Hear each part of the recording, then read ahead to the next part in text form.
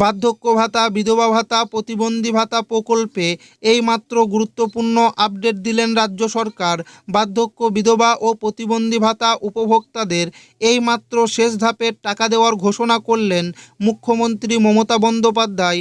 ইতিমধ্যে অনেক উপভোক্তা এপ্রিল মাসে বার্ধক্য, বিধবা ও প্রতিবন্ধী ভাতা প্রকল্পের টাকা ইতিমধ্যেই পেয়ে গেছেন, কিন্তু অনেক উপভোক্তা এখনও পর্যন্ত এপ্রিল মাসের টাকা ব্যাংক অ্যাকাউন্টে পায়নি। তাহলে কি যে সমস্ত উপভোক্তারা এখনও পর্যন্ত টাকা পায়নি তারা কি আর এই এপ্রিল মাসের টাকা পাবে না?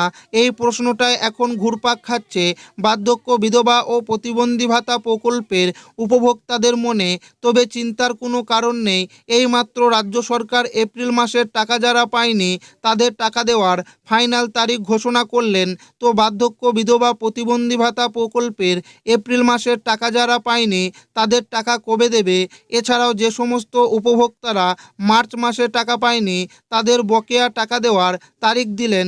তো কত তারিখে এই টাকা উপভোক্তাদের ব্যাংক অ্যাকাউন্টে দেবে সেটাই কিন্তু আজকের এই ভিডিওর মাধ্যমে আপনাদেরকে জানাবো এবং আপনাদেরকে প্রমাণ সমেত দেখাবো।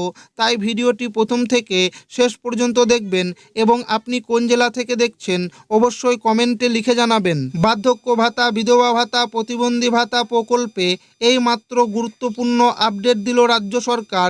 এপ্রিল মাসের শেষ ধাপের টাকা দেওয়া শুরু, সাথে মার্চ মাসে বকেয়া টাকা সমেত। বার্ধক্য ভাতা হলো প্রবীণ নাগরিকদের জন্য সরকারের পক্ষ থেকে এক বিশেষ সামাজিক সুরক্ষা ব্যবস্থা, যা শেষ বয়সে আর্থিক নির্ভরতা ও মর্যাদা নিশ্চিত করে। বার্ধক্য ভাতার গুরুত্ব: প্রবীণ নাগরিকরা যারা দারিদ্র্য সীমার নিচে বসবাস করেন বা যাদের আয়ের স্থায়ী উৎস নেই তাদের জন্য এই ভাতা চিকিৎসার খরচ, দৈনন্দিন খাবার ও অন্যান্য জরুরি প্রয়োজন মেটাতে সহায়ক হয়।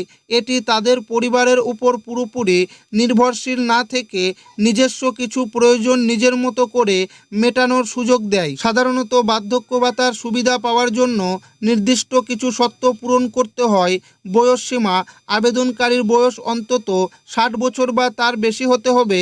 আর্থিক অবস্থা: সাধারণত বিপিএল তালিকাভুক্ত বা অর্থনৈতিকভাবে পিছিয়ে পড়া প্রবীণরা এই ভাতার আওতায় আসেন। ভাতার পরিমাণ: বিভিন্ন রাজ্যে এর পরিমাণ ভিন্ন হয়। উদাহরণস্বরূপ, পশ্চিমবঙ্গে জয়বাংলা বা সাধারণ বার্ধক্য পেনশন প্রকল্পের অধীনে যোগ্য ব্যক্তিরা মাসে 1000 টাকা করে ভাতা পান। আবার 80 বছর বা তার বেশি বয়সীদের ক্ষেত্রে অনেক সময় কেন্দ্রীয় সহায়তার পরিমাণ বৃদ্ধি পায়। আবেদনের সময় সাধারণত নিচের নথিপত্রগুলোর প্রয়োজন হয়: আধার কার্ড ও ভোটার কার্ড, পরিচয় ও বয়সের প্রমাণ হিসেবে ব্যাংক পাসবুক, সরাসরি অ্যাকাউন্টে টাকা পাওয়ার জন্য পাসপোর্ট সাইজ ছবি, ঠিকানার প্রমাণপত্র। আবেদন প্রক্রিয়া: আগ্রহী ব্যক্তিরা স্থানীয় গ্রাম পঞ্চায়েত অফিস, পৌরসভা কার্যালয় বা বিডিও অফিসে যোগাযোগ করে আবেদন করতে পারেন। বর্তমানে অনেক রাজ্যে দুয়ারে সরকার বা অনলাইন পোর্টালের মাধ্যমেও এই আবেদন গ্রহণ করা হয়। বার্ধক্য, বিধবা, প্রতিবন্ধী ভাতা প্রকল্পে যারা মার্চ মাসের টাকা পায়নি তাদের এই এপ্রিল মাসে একসঙ্গে 2 মাসের টাকা দেওয়া হবে এবং এপ্রিল মাসেও অনেক উপভোক্তা জানাচ্ছেন এখনও পর্যন্ত তাদের ব্যাংক অ্যাকাউন্টে এপ্রিল মাসের টাকা আসেনি। এদিকে অনেক উপভোক্তার এপ্রিল মাসের টাকা ব্যাংক অ্যাকাউন্টে ঢুকে গিয়েছে। তাহলে যে উপভোক্তাদের এখনও পর্যন্ত টাকা অ্যাকাউন্টে ঢোকেনি তাদের টাকাগুলি এপ্রিল মাসের 20 থেকে 21 তারিখের মধ্যে টাকা দেওয়ার কাজ শেষ করবে রাজ্য সরকার। কারণ রাজ্যই বিধানসভা নির্বাচন রয়েছে 23 ও 29 তারিখ, 2 দফায় রাজ্যে ভোট গ্রহণ হবে।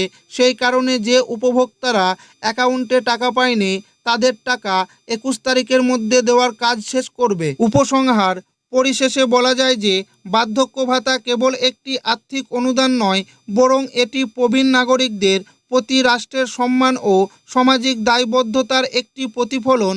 জীবনের শেষ প্রান্তে এসে যখন মানুষের শারীরিক সক্ষমতা কমে যায় এবং উপার্জনের পথ বন্ধ হয়ে যায়, তখন এই সামান্য অর্থ তাদের মনে এক বিশাল আশার আলো সঞ্চার করে।